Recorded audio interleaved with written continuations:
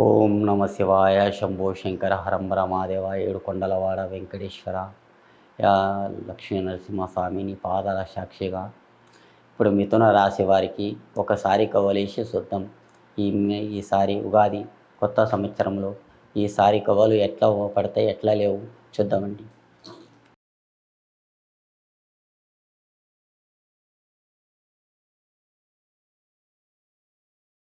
మిథున రాశికి 1, 2, 3 బోల్తా పడ్డాయండి.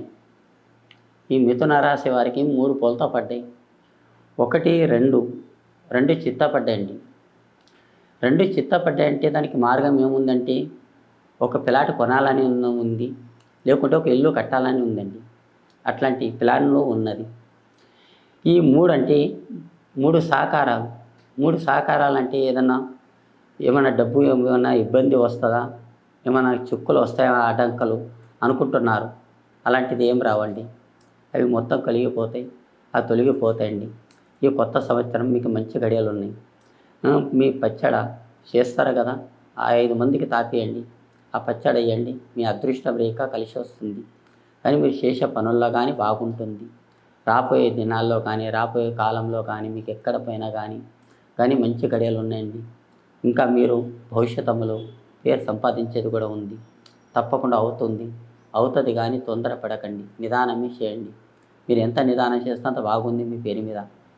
ఇంకా మీ రాశి ఫలాల మీద ఇంకా కొన్ని కష్టాలు చిక్కులు కూడా ఉన్నాయి. ఆ కష్టాలు చిక్కులు కూడా దూరం అయిపోతాయి.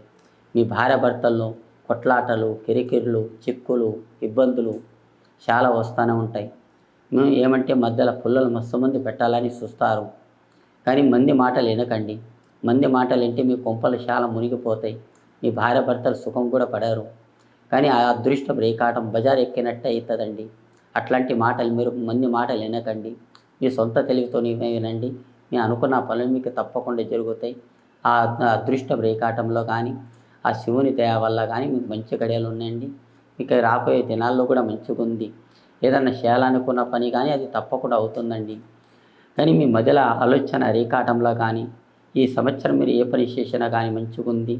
మీ చేతిలో ఒక కళ్యాణం కానీ ఏదైనా చేయాలనుకున్నా కానీ మీ చేతిలో మంచిగా ఉందండి.